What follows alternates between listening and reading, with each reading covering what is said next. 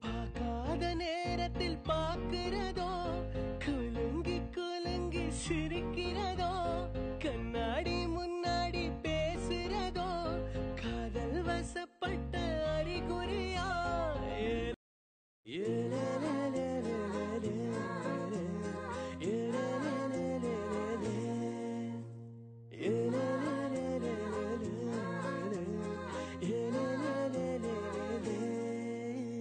பார்க்காத நேரத்தில் பார்க்கிறதோ, குலுங்கி குலுங்கி சிரிக்கிறதோ, கண்ணாடி முன்னாடி பேசுறதோ, காதல் வசப்பட்ட அறிகுறியா?